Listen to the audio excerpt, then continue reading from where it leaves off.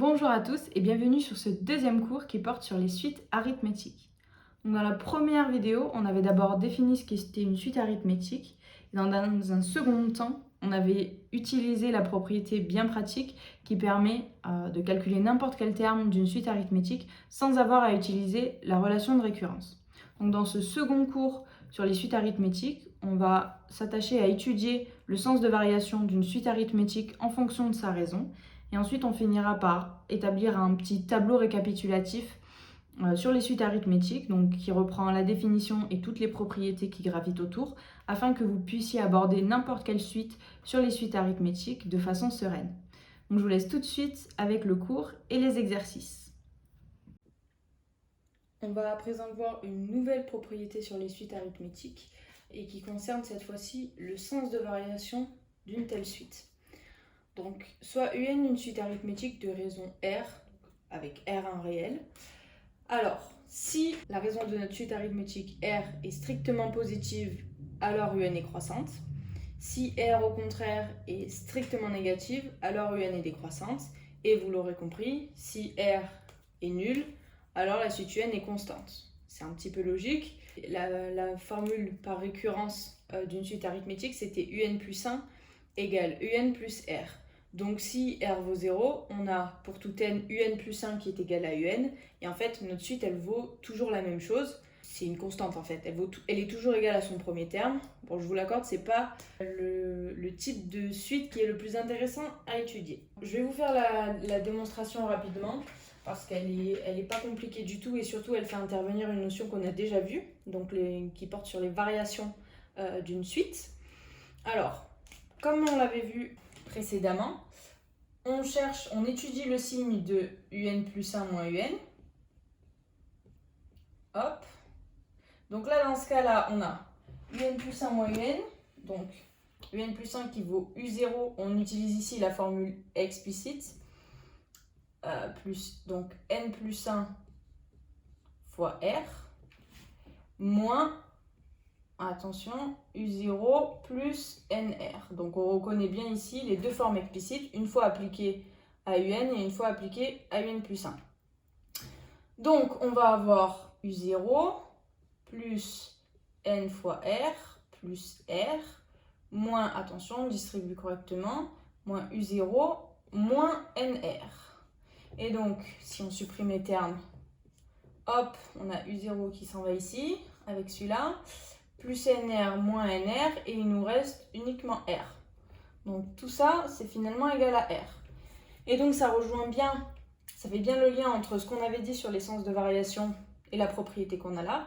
On avait dit si une suite est croissante, alors UN plus 1 moins UN est supérieur à 0. UN plus 1 moins UN est égal à R.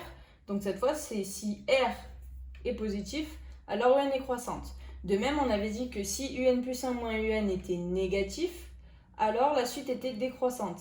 UN plus 1 moins UN, ça vaut toujours R. Et donc on retrouve bien le fait que si R est négatif, alors UN est décroissante. Voilà pour la démonstration, rien de bien compliqué. Donc ce que je vous propose de faire, c'est un petit exercice qui étudie les variations des suites arithmétiques suivantes. Donc on a une définition avec une forme explicite et une définition avec une formule par récurrence. Donc on va commencer par celle-ci, la forme explicite.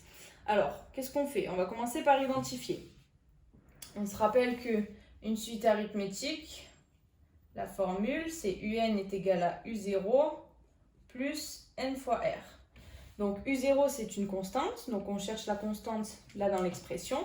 La constante est ici, elle vaut moins 10. Mais moins 10, on s'en fiche. C'est pas U0 qui porte le signe de la suite. C'est R. Donc on cherche R ici dans notre expression. R ici, il vaut 4. On a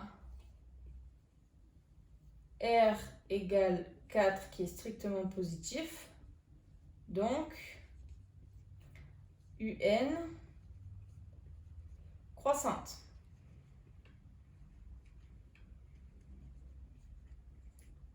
Rien de bien compliqué ici.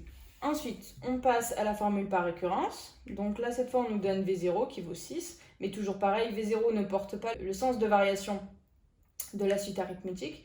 Donc ici, on se contente de chercher R. Et donc, on se rappelle que dans une forme explicite, on a un plus 1 qui est égal à un plus r. Donc là, ici, Vn plus 1 est égal à Vn moins 1. R ici vaut moins 1. Donc, on a R est égal à moins 1, qui est négatif. Donc, on conclut avec la propriété Vn est décroissante. Donc là, ici, rien de bien compliqué. C'était deux petits exemples tout simples pour vous montrer avec une suite arithmétique que c'est très rapide de définir son sens de variation. Attention, c'est valable uniquement pour les suites qui sont arithmétiques ici. Il faut d'abord montrer que la suite est arithmétique pour pouvoir utiliser ce résultat. Vous avez de la chance, on vous précisait que les suites étaient bien arithmétiques. Si on ne le précise pas, il faut d'abord regarder si la suite est arithmétique. Si elle l'est, on déroule les calculs. Et si elle ne l'est pas, attention, on fait comme on faisait auparavant. On pose un plus 1 moins un, on regarde le signe.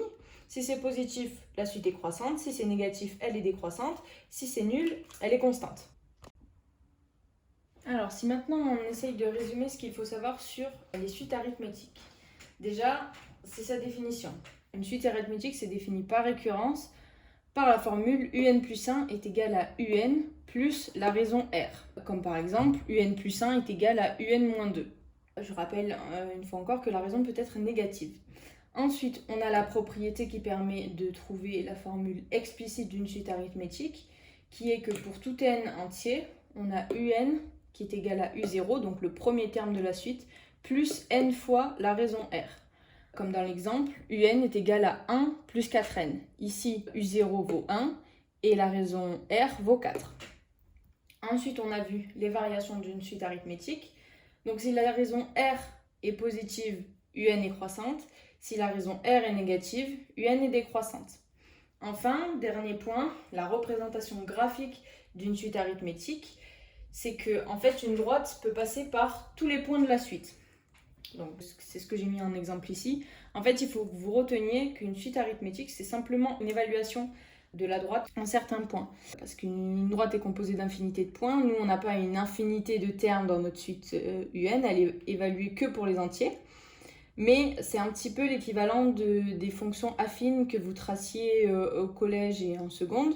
Donc, si vous vous rappelez, on avait f de x égale ax plus b.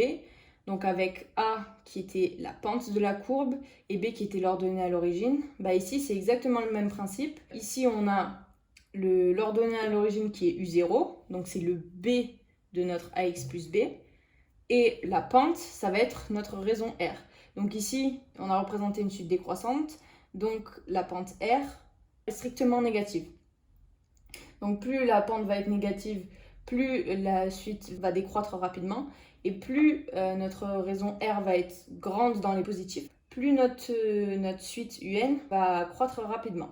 Donc voilà, c'était pour faire un petit point avec vous sur tout ce qu'il faut retenir sur les suites. Ça peut se résumer à ce tableau-là.